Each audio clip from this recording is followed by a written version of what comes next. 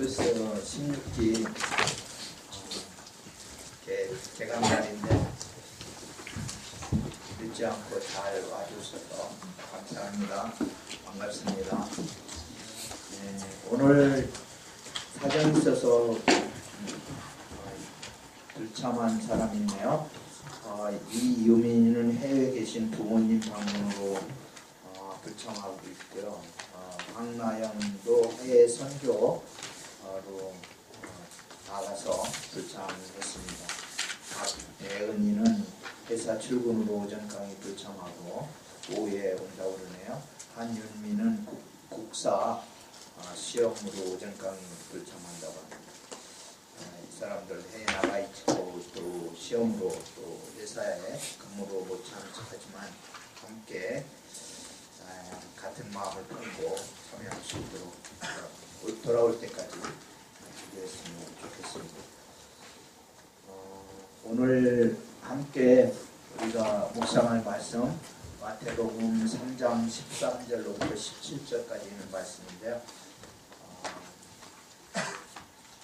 같이 읽고 제가 한 절 읽고 여러분들 한 절 읽고 교독하겠습니다. 이때 예수께서 갈릴리로부터 요단강에 이르러 요한에게 세례를 받으려 하시니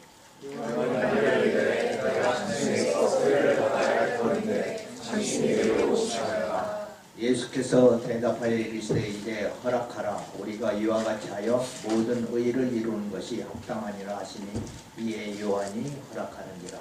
예수께서 세례를 받으시고 곧 물에서 올라오셨으니 하늘이 열리고 하나님의 성령이 비둘기 같이 내려 자기 위에 임하시를 보시더니 같이 읽어요.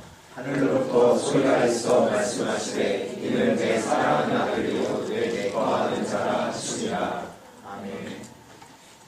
오늘 이 말씀은 예수님께서 이제 세례를 받는 사건에 대해서 기록했습니다.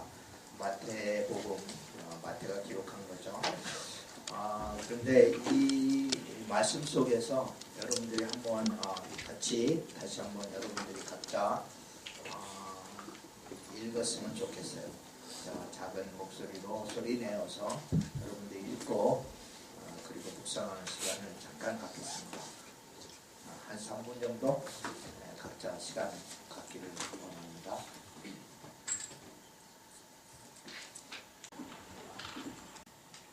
네, 세 가지 제가 묵상한 거 세 가지만 여러분과 함께 나누기로 원합니다. 첫째는 때에 관한 것이고요. 두 번째는 세례 요한과 예수님과의 관계, 동역 관계에 대한 거고요. 세 번째는 예수님의 세례에 대한 것입니다. 13절에 보면은 이때라고 하는 말씀이 나오죠. 이때 예수께서 갈릴리로부터 요단강에 이르러 요한에게 세례를 받으려 하시니 인생을 살면서 때를 분별하는 것이 이만큼 힘들고도 또 중요한 것이 없는 것 같아요. 나을 때가 있고 성장할 때가 있고 또 성숙할 때가 있고 인생에 이렇게 때가 있잖아요. 또 죽을 때가 있고 때가 있는 거고 또 일할 때가 있고 쉴 때가 있고 또 여러 가지 여러분들이 경험을 하면서 또 이제 연애할 때가 있고 또 깨질 때가 있고 있는데 때가 있습니다. 다 때가 있어요. 그런데 예수님의 때를 한번 생각을 해보자. 우리가 예수님의 때, 왜 하필이면 예수님은 이때에 여기 이때 이렇게 있잖아요. 이때에 움직이셨을까? 이제 성경학자들은 이때를 약 30세로 말씀하고 있잖아요. 30살 정도 될 것이다. 그런데 왜 하필 30살에 예수님이 움직이셨을까? 27살은 안 될까? 29살은 안 될까? 때의 주인이 누구일까? 왜 예수님은 스스로 때를 만드시지 않으셨을까? 그러면 예수님의 때를 주관하시는 분은 누구였을까? 많은 것을 생각하게 돼요. 많은 것을. 저 같으면은 예를 들어가지고 한 27살, 25살쯤 이렇게 해도 된다고 생각할 것 같거든요. 하나님, 우리가 생각할 때 하나님의 아들이시고 또 하나님이신데 왜 그렇게 더디 활동을 시작을 하셨을까? 그런 생각을 하는데, 이 때는 어떤 때냐면은 이제 예수님께서 세례 요한이 사역을 시작하고 수많은 사람들이 세례 요한한테 와서 세례를 받고, 즉 회개의 세례를 받고, 또 동시에 세례 요한이 내 뒤에 오시는 이 예수 그리스도가 오시는데, 그 그리스도가 오시면은 나는 그의 신발끈도 풀 수 없을 정도로 그는 나보다 위대하시고 나보다 먼저 계신 분이다 하는 것을 증거하기 시작하던 때, 즉 예수님은 세례 요한의 증거를 기다리고 있었다고 우리가 추정할 수가 있습니다. 예수님은 누군가 내 앞에서 내 길을 예비하는 자, 그 길을 평탄케 하는 자가 성경의 이사야서에 예언되어 있는데, 그 예언된 대로 내 길을 예비하고 평탄케 하는 그 세례 요한의 그를 기다리고 있었던 거예요. 그리고 그 때가 찼다고 생각하고 예수님은 이제 활동하기 시작합니다. 세례 요한에게 나온 거예요. 이 때에 대해서 이제 저도 많이 생각을 하는데, 왜 제가 1975년도에 이제 하나님으로부터 비전을 받고 하나님의 마음에 합한 사람들, 그리고 하나님의 나라와 통일 한국을 이 땅 가운데 준비할 사람들, 그러한 사람들을 키우라 라고 하는 그러한 비전과 소명을 받고 나서 75년도에 받았는데 2001년도에 리더십 학교가 시작됐잖아요. 25년이라고 하는 시간이 지난 거예요. 그러면서 저는 상당히 그 기간에 대해서 많이 묵상을 해봤는데, 내가 조금 더 일찍 시작했으면 더 좋았지 않았을까? 내가 그 시작할 때가 이제 50이 다 되었을 때 시작을 했는데, 한 40세쯤 시작했으면은 더 많은 제자들을 키울 수 있었고, 더 많은 일들을 할 수 있었을 텐데 하는 그러한 생각을 할 때가 있어요, 가끔. 그런데 이제 그때마다 이런 말씀을 보면은 하나님께서는 준비될 때를 기다리고 계셨구나. 그리고 여건과 그 환경이 조성될 때를 기다리고 계셨구나 하는 그러한 생각을 하게 됩니다. 각자 여러분의 때가 있는 것 같아요. 하나님께서 여러분을 통해서 일하고자 할 때가 있는데, 그때까지 기다리는 것, 그때까지 믿음을 잃지 않고 기다리는 것, 그것이 매우 중요하다고 생각합니다. 예수님께서 능력이 없어서 또는 자격이 없어서 그런 것은 아니고, 예수님께서는 하나님의 때를 기다린 거예요. 그래서 이제 성경의 다른 곳을 보면은 이제 예수님의 육신의 어머니 마리아가 이제 잔치 결혼 예식에 갔잖아요. 그런데 예수님한테 이런 말씀을 해요. 포도주가 떨어졌다. 뭔가 좀 해봐라. 이렇게 뜻으로 이제 포도주가 떨어졌다고 그러니까 예수님의 대답은 뭐예요? 아직 내 때가 이르지 아니하였나이다. 이렇게 말씀해요. 그리고 예수님께서 그 전에로 거슬러 올라가면 12살 때쯤 됐는데 성전에 이제 찾아갔었어요. 그러는데 그곳에서 이제 사람들이 너무 많으니까 예루살렘에 부모님이 예수님을 잊어버렸어요. 잊어버렸는데 나중에 좀 아직 가다가 돌아와가지고 보니까 성전에서 이제 성경을 이렇게 논하고 있는 거예요. 그래서 그걸 보면서 이제 꾸중을 했겠죠. 그리고 왜 여기 있냐 그랬더니 예수님의 답변이 내가 내 아버지의 집에 있어야 할 줄을 모르셨나이까 라고 오히려 반론하는 그런 12살짜리 예수님을 보게 됩니다. 사실 예수님은 이제 그때서부터 계속 자라간 거예요. 성경을 읽으면서 자라가고 키가 자라면서 하나님을 아는 지혜가 또 자라가고 그렇게 했지만 그때 내가 활동할 때 그때는 아직 이르지 않았다고 그렇게 생각했었습니다.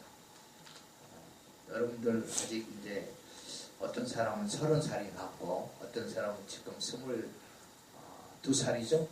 예, 22살 한번 손 들어봐요. 2살 있어요? 맞나? 23살? 있어요? 예. 예, 그 30살과 23살 많은 차이가 있는 것 같지만 각자의 때가 있습니다. 각자의 때.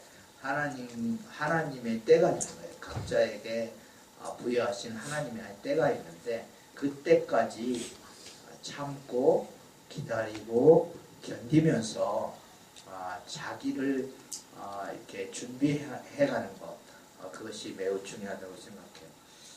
왜 이때가 아닌가 그렇게 왜 나이 때는 아직 오지 않았는가 이렇게 낙심하지 말고요. 대기만성이라는 말이 있습니다.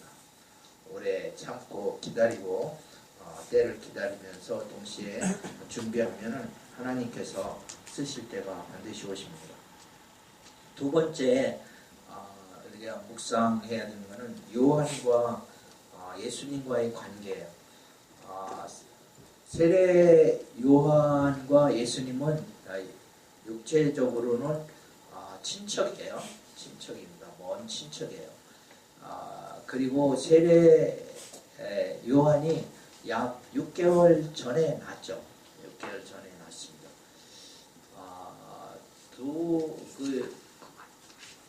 그런데 이제 뭐 긴 스토리를 뭐 다 얘기할 수는 없고 짧게 줄이면은 그 요한한테 예수님께서 찾아오셨을 때 그 요한의 반응이 이제 14절에 나타나는데 요한이 말려 이르되 내가 당신에게서 세례를 받아야 할 터인데 당신이 내게로 오시나이까 이렇게 얘기합니다. 요한이 깜짝 놀랐어요. 예수가 요한에게 오리라고는 전혀 예기치 않았던 사건인 거예요. 내가 당신에게 가야 될 텐데 당신이 내게로 옵니까? 내가 당신의 신발끈도 풀기에 감당치 못할 정도로 나는 지극히 작은 자고 당신은 위대한 하나님의 아들인데 내가 어떻게 당신에게 세례를 줄 수가 있겠습니까? 그랬을 때 예수님께서는 15절에 이렇게 말씀하셨어요. 이제 허락하라. 우리가 이와 같이 하여 모든 의를 이루는 것이 합당하니라 하시니 이에 요한이 허락하는지라. 사실 누가 허락하고 누가 부탁해야 되는지 이거는 사실은 이제 요한이 예수님 앞에 무릎을 꿇고 요한이 오히려 세례를 받아야 될 처지죠. 요한은 죄인이고 예수님은 죄가 없으신 하나님의 아들이시잖아요. 그걸 요한은 알고 있어요. 그래서 이제 말리는 거예요. 나는 당신에게 세례 줄 자격이 없다. 내가 오히려 당신한테 세례를 받아야 되는데 어찌하여 당신이 내게로 오십니까? 이렇게 요한은 얘기를 할 때 예수님은 그게 아니다.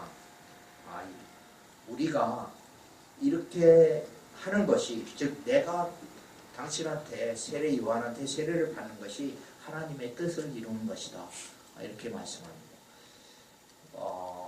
예수님이 여기에서 이제 예수님의 모습을 보면은 예수 그리스도께서 왜 죄인이 아닌데도 회개할 것이 없는데도 회개의 세례를 받으셨을까? 제사함의 세례를 받으셨을까? 궁금하지 않아요? 여러 가지 뭐 해석이 있을 수 있지만 저의 해석은 이렇습니다. 예수님이 모든 인류의 죄를 대신해서 우리를 대신해서 물 세례를 받으신 것이다. 예수님이 세례 요한은 물로 세례를 주지만 내 뒤에 오시는 이는 성령으로 세례를 주실 것이라고 예언을 했거든요.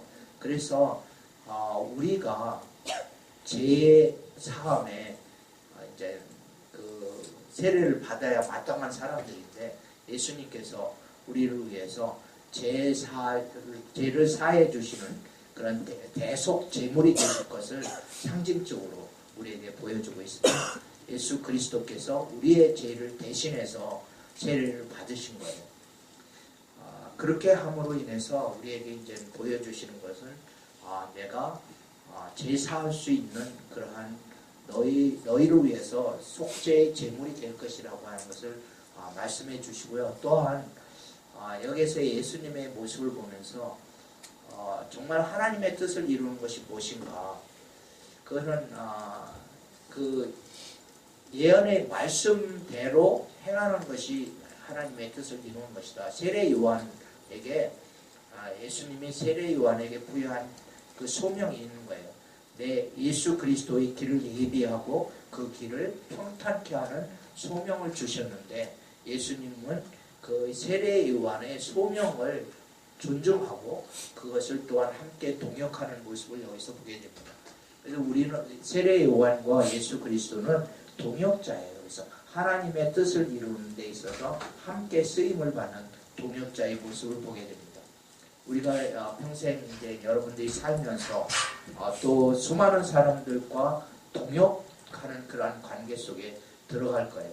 그래서 여러분들이 서로가 동역자들끼리 소명을 다를지라도 한 사람은 그 길을 예비하는 사람이고 한 사람은 그 바톤을 터치받아가지고 하나님의 뜻을 진짜 그 궁극적인 그 구원의 사명을 감당할 사람이지만 동역하는 아름다운 모습을 보게 됩니다. 한 사람은 준비하는 사람이고 한 사람은 그 바톤을 이어받아서 이루어가는 사람으로서 이렇게 쓰임 받는 거거든요. 그래서 우리도 크리스 16기도 또 15기도 있고 1기도 있습니다. 오늘 이제 크리스 리더십 워크숍을 해서 1기서부터 이제 임원들이 이렇게 오게 돼요. 그래서 이제 교무위원과 동문이사들 또 스태프들 이렇게 함께 모여서 워크숍을 하게 되는데 이러한 선배들과 여러분들이 함께 이제 동역하고 또 여러분 16기가 서로 동역을 하는 겁니다. 각자의 은사와 각자의 소명에 따라서 그러니까 소명의 자리가 다 다르잖아요. 각자의 소명의 자리가 다를지라도 서로 또 강점과 약점이 다 달라요. 어떤 사람은 여기 여러분이 육체대로 여러분의 육신의 눈으로 볼 때는 어떤 사람은 나보다 훨씬 나은 것 같고 더 예쁜 것 같고 더 멋있는 것 같고 더 실력도 있는 것 같고 하여튼 뭐 여러 가지 생각들이 많을 것 같아요. 그런데 그거는 육체대로 보는 거고요. 그렇게 보지 않았으면 좋겠어요. 하나님의 부르심, 하나님의 소명에는 결코 후회함이 없고 실수가 없으시고 신실하시고 하나님께서 여러분들이 각자 다 하나님께서 귀중한 보배 같은 사람들로 이 자리에 불러주신 거예요. 그러니까 서로 존중하고 서로 존중해야 돼. 서로 존중하고 서로가 소명의 다름을 인정해주고 역할이 다름을 인정해주고 이렇게 하는 것이 매우 중요합니다. 서로 기죽지 말고 서로 자신감을 가지고 그렇게 지냈으면 좋겠습니다. 여기서 예수님의 그 세례 요한을 인정하고 세례 요한에게 세례받는 모습이 저에게는 너무나 이게 감동이 되는 거예요. 이렇게 겸손해야 되겠구나. 나 자신을 낮춰야 되겠구나. 아무리 자기보다 못한 사람으로 생각될지 몰라도 존중하고 내가 오히려 남을 나보다 낮게 여기는 더 훌륭하다고 생각하는 그러한 겸손함이 예수 그리스도의 모습이구나 이런 것을 보게 됩니다. 제가 신학대학원 갈 때 이 말씀을 다른 각도에서 묵상한 적이 있어요. 내가 왜 꼭 신학대학원을 해야 되지?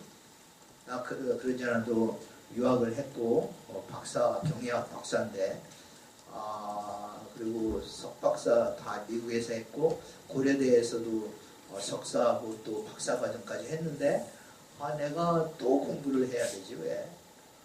이런 생각을 했었어요. 그리고 신학 교수님들 별로 높게 안 봤었어요. 그렇게 생각을 했었는데 이 말씀을 보면서 제가 좀 겸손해야 되겠다.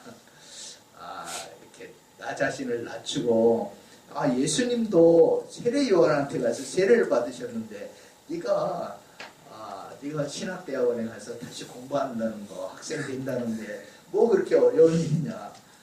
그래서 그냥 신학대학원에 가서 4년을 이제 보통 3년인데 저는 이제 교수하면서 학생이 되었기 때문에 4년이 걸렸어요.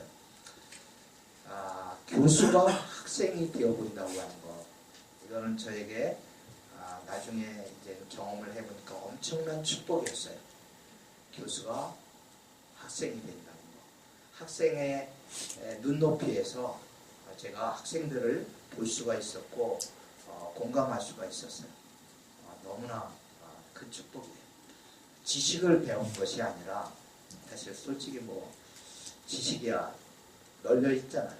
지식을 배운 것이 아니라 그 그리스도의 마음을 내가 깊이 깨닫는 그런 귀한 기회가 되었었습니다. 자기 자신을 항상 낮추는 사람이 하나님이 쓰실 수 있는 사람이에요. 그리스도의 마음을 갖는 게 중요합니다. 마지막 세 번째는 예수님의 세례 받으심이에요. 16절, 17절 말씀인데 이제 예수님에게 어떤 일이 일어나는가 세례를 받으셨는데 세례를 받으시면서 물에서 올라오는데 첫째 하늘이 열렸습니다. 하늘이 열렸고 그 다음에 성령이 임하셨어요. 성령이 임하셨다 이래요. 성령이 임하셨어요. 그리고 하늘로부터 소리가 났어요. 그 소리를 들었습니다. 예수님이 그전에는 경험하지 못했던 사건이 생긴 거예요. 30세 때에서. 전혀 새로운 사건이에요. 예수님에게는 어렴풋이나마 또 예수님은 하나님의 아들이라고 하는 자기 인식, 자의식이 있었어요. 부모를 통해서도 들었고 또 성경 말씀을 통해서도 자기 내면적으로 어떠한 그러한 인식이 있었어요. 그런데 자기 내면에서 나오는 인식이 아니라 전혀 밖으로부터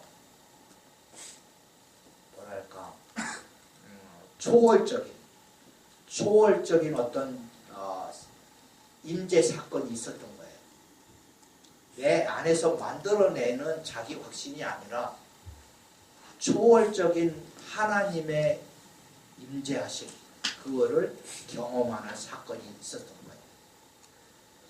우리가 이제 자기가 공부하고 학위 받고 뭐 열심히 많은 경험들을 해나가면서 자기를 이렇게 뭐 인식하는, 그리고 자기 능력을 키워가는 그러한 과정이 있을 수 있습니다.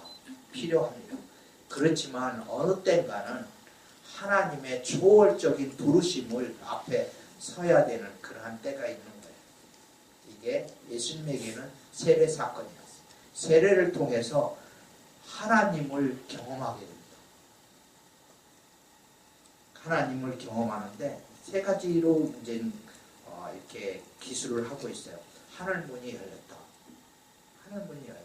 그동안 하늘문이 열리는 사건을 경험하지 못했는데 하늘문이 열리고, 그리고 성령께서 임하시고, 그리고 하나님 아버지의 음성을 듣는 이러한 사건이 일어나요.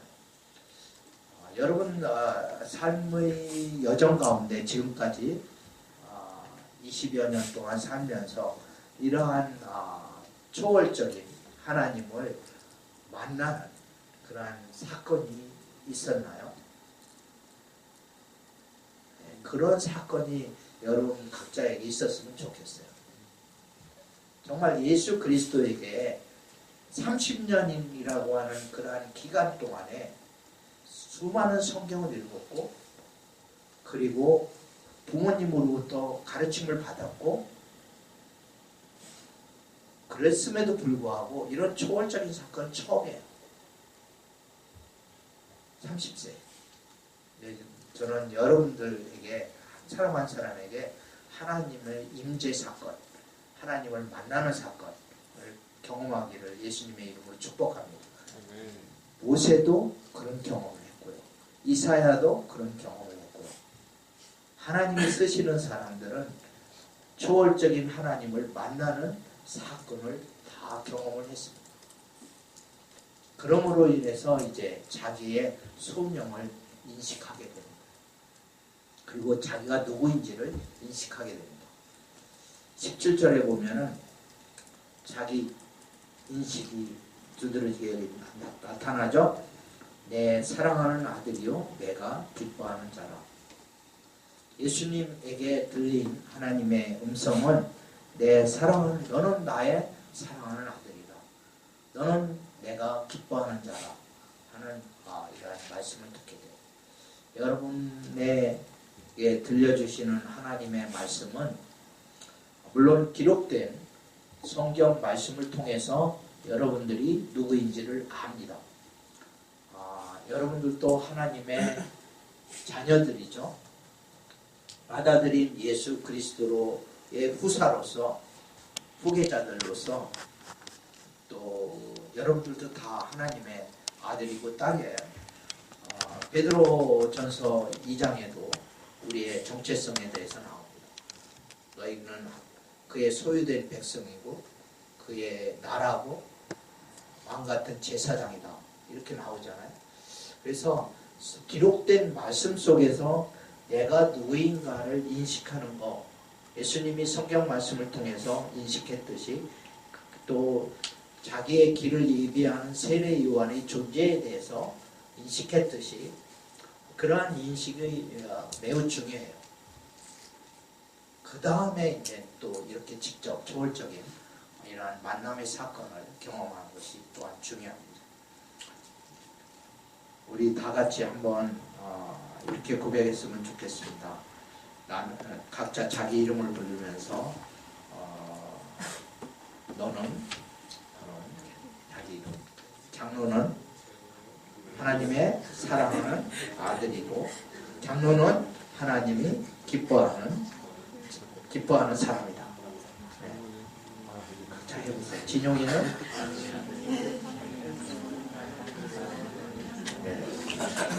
제가 저의 사랑하고 존경하는 동역자 김지철 목사님은 매일 아침에 일어나서 고백하는 첫 번째 고백이 이 말씀이에요. 거울을 보면서 김지철은 사랑하는 하나님의 아들이다. 김지철은 하나님이 기뻐하는 사람이다. 이렇게 고백을 한다고 저한테 얘기를 하시더라고요. 네. 저도 이런 고백을 매우 좋아합니다.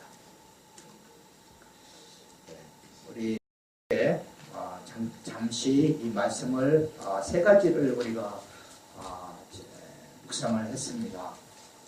때에 대한 묵상. 하나님, 내 때는 언제입니까? 나는 지금 어느 때에 살고 있습니까? 하나님께서 내게 예정하신 그때, 하나님의 때는 언제입니까? 이런 대해서 묵상을 해보고요. 두 번째는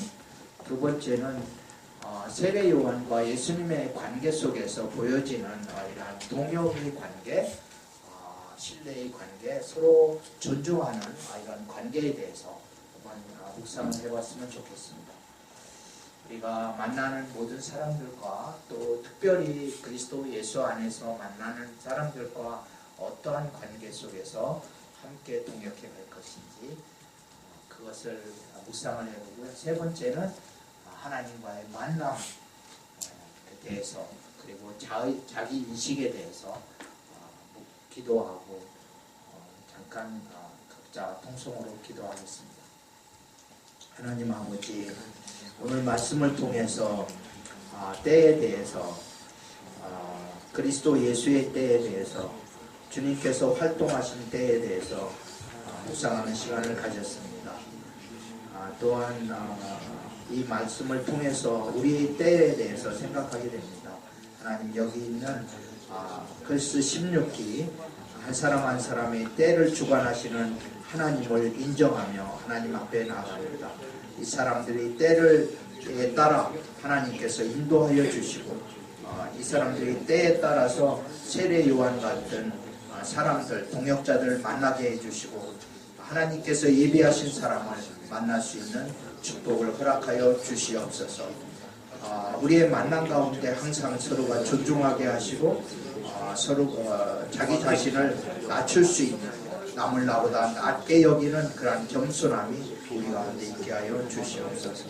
전능하신 하나님, 우리가 성경 말씀을 읽고 배우고 또한 익히면서 주님의 뜻을 분별할 뿐만 아니라 항상 성령님과 동행하고 또한 하늘의 음성을 듣는 우리가 되어서 우리의 자기 정체성을 분명히 깨달아 알게 하시고, 내가 누구인가를 알게 하실 뿐만 아니라 그 부르심에 합당한 삶을 살 수 있도록 주께서 인도하여 주시기를 간절히 기도합니다.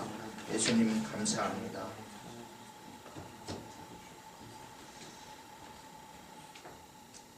너는 나의 사랑하는 아들이라 내가 너를 기뻐하노라 말씀하신 하나님 아버지, 주께서 우리 한 사람 한 사람을 그리스도 예수의 피로 값주고 사셨으니 우리가 그 은혜에 보답하는 삶을 살 수 있도록 주께서 우리의 삶을 인도하여 주시고 우리의 주인이 되어 주시옵소서. 오늘 하루도 주님 앞에 맡깁니다. 주님께서 이 시간과 이 장소 가운데 임재하여 주시고 주의 뜻을 보여주시옵소서. 우리로 하여금 주님 뜻 앞에 순종할 수 있는 힘과 능력도 주시옵소서. 예수님 이름으로 기도합니다. 아멘.